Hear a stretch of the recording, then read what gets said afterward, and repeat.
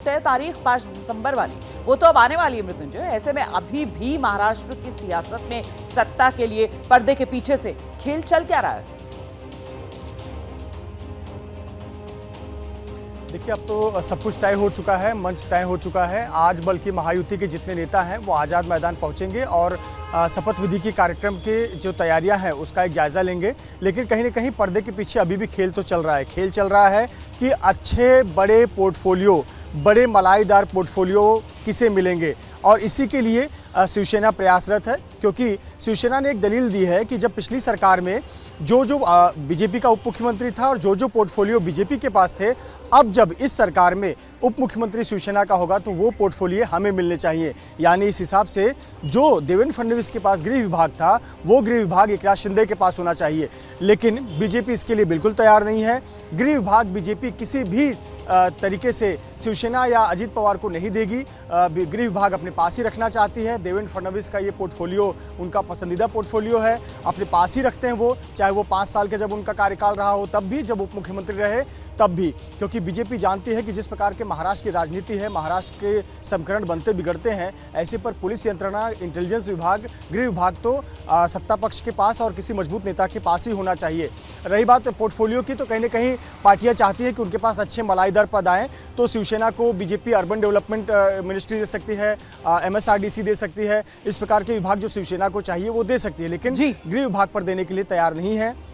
इस बीच एकनाथ शिंदे की तबीयत थोड़ी खराब है। आज उनके यहाँ कोई खास बैठक की अभी तक जानकारी नहीं आई है। लेकिन जो बीजेपी के पर्यवेक्षक हैं विजय रूपानी आज देर शाम मुंबई पहुंच जाएंगे। निर्मला सीतारमण कल सुबह मुंबई पहुंचेंगी और कल 10 बजे विधान भवन का जो हॉल है उस हॉल में, सेंट्रल हॉल में ही बैठक होगी और वहां पर बीजेपी विधायक दल का नेता चुना जाएगा। मृत्युंजय, रहिए आप मेरे साथ, मैं लौटूंगी आपके पास। मनोज्ञ भी हमारे साथ मौजूद है। जिस बात का जिक्र अभी देखिए मृत्युंजय कर रहे थे कि एकनाथ शिंदे की तबीयत ठीक नहीं बताई जा रही, लेकिन बताया तो यह भी जा रहा है कि मंत्रालयों के बंटवारे को लेकर शिंदे और अजीत पवार के बीच भी रार छिड़ चुकी है। बीमारी की वजह से शिंदे तो मुंबई में हैं, लेकिन अजीत पवार कल दिल्ली पहुंच चुके हैं। महाराष्ट्र में सरकार गठन को लेकर ये जो सियासी हलचल तेज हुई है, इसी के तहत एक एक्शन दिल्ली में भी देखा जा रहा है। अजीत पवार दिल्ली आ गए हैं। बीजेपी के केंद्रीय नेतृत्व से अजीत पवार की मुलाकात संभव है।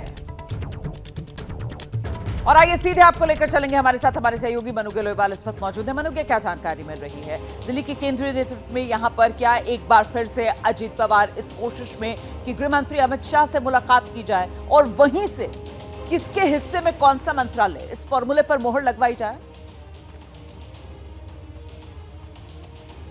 देखिए, ये बात तो सच है कि दोनों में आपस में भी ठनी हुई है, यानी कि एनसीपी और शिवसेना में भी ठनी हुई है कि कौन कौन सा डिपार्टमेंट लेगा। इस समय अपर हैंड बीजेपी के पास है, हो भी क्यों ना, गणित के हिसाब से उनके पास सबसे ज्यादा नंबर्स हैं। ऐसे में गृह मंत्रालय तो बीजेपी के पास रहेगा, ये साफ कर दिया गया है। शिंदे जी की नाराजगी बार बार देखी जा रही है, तबीयत भी खराब है तो बातचीत भी नहीं हो पा रही है।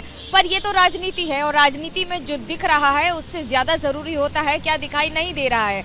एनसीपी इस समय लगातार जो अपनी कैंपेनिंग कर रही है दिल्ली में। अजीत पवार कभी भी दिल्ली आते हैं तो जल्दी रहते नहीं है दिल्ली में, हमेशा रात की फ्लाइट लेकर चले जाते हैं। रुकने के उनके बहुत कम संभावनाएं रहती हैं दिल्ली में, पर इस बार वो दिल्ली रुके हैं। दिल्ली में इसी ली मेरिडियन में वो रुके हुए हैं, जहां पर कल रात तक देर रात तक बैठक हुई प्रफुल्ल पटेल के घर पर। उसके बाद आज फिर बैठकों की तैयारी, लेकिन एनसीपी की, क्योंकि अभी तक बीजेपी से गृह मंत्री से समय नहीं मिला है। गृह मंत्री आज चंडीगढ़ में है प्रधानमंत्री के साथ, उनके साथ ही बैठकें और वो कार्यक्रम होंगे। उसके बाद वो दिल्ली आएंगे और उसके बाद देखा जाएगा कि संभवतः समय दिया जाएगा क्या नहीं। बातचीत की जरूरत अभी क्यों पड़ रही है? क्योंकि जब दोनों आपस में ठने हुए हैं एनसीपी और शिवसेना, तो एनसीपी को ऐसा लग रहा है कि शिवसेना की नाराजगी का क्यों ना फायदा उठाया जाए और नंबर गेम में, यानी कि इस मंत्रालय के नंबर गेम में अपना फायदा कैसे लिया जा सके। एनसीपी ये भी जानती है कि Ajit Pawar is a more seasoned leader, यानी कि उनके पास जो कवायद है, उनके पास जो बैकअप है, उनके पास जो संगठन है। लेकिन शिवसेना अटकी हुई है, क्योंकि एक मुख्यमंत्री को अगर अब उप मुख्यमंत्री बनाया जाएगा तो उनके पास कौन कौन से पोर्टफोलियोज होंगे, इस पर बहस छिड़ी हुई है। बहस बहुत है। कल सुबह 10 बजे विधायक दल की बैठक में भी यह तय हो जाएगा कि मुख्यमंत्री का चेहरा देवेंद्र फडणवीस क्या परसों शाम को 5 बजे शपथ ग्रहण समारोह में सबसे बड़ा चेहरा होकर उभरेंगे। ठीक है मनोगे, आप नजर बनाकर रखिएगा। मृत्युंजय, आपका भी फिलहाल बहुत शुक्रिया। जैसे ही कोई और अपडेट होगा फौरन दर्शकों तक पहुंचाएंगे। इस बीच देखिए, शिंदे और उनकी पार्टी के तमाम जो नेता हैं, कयास लगाए जा रहे हैं, अटकलें लगाई जा रही हैं, और इस सब के बीच बार बार वो ये बात कह रहे हैं कि प्रधानमंत्री नरेंद्र मोदी और अमित शाह जो भी फैसला लेंगे हमें मंजूर होगा, महायुति में कोई मतभेद नहीं। लेकिन हो सकता है भीतर खाने शायद कुछ और चल रहा हो। अब वो क्या चल रहा है ये तो देखिए 48 घंटे का इंतजार आपको करना पड़ेगा, उसके बाद ही साफ हो पाएगा कि आखिरकार चल क्या रहा है। लेकिन इस बीच एकनाथ शिंदे की मुख्यमंत्री उम्मीदवारी को लेकर एक बड़ा बयान सामने आया है। यह बयान दिया है द्वारिका सूर्यपीठ गुरुस्थान मुरली आश्रम के पीठाधीश्वर जगत गुरु सूर्याचार्य कृष्ण देवानंद गिरी महाराज ने, जो बीती रात शिंदे से मुलाकात करने के लिए उन्हीं के आवास पर पहुंचे थे, उन्हें आशीर्वाद दिया, उनसे मुलाकात की, और उसके बाद जब मीडिया ने सवाल पूछे तो फिर खुल के कहा कि शिंदे को दोबारा सीएम बनना चाहिए। मैं ठीक नहीं, उनको देखने के लिए आया हूँ और वो फिर से मुख्यमंत्री बने, ये मेरी इच्छा है और उनको आशीर्वाद देने आया हूँ। भी हम यही कह रहे हैं कि वही मुख्यमंत्री बने और पूरे राज्य को पवित्र रूप से पवित्र ज्वलंत हिंदुत्व लेके चले, ये हमारी आशा और अपेक्षा है।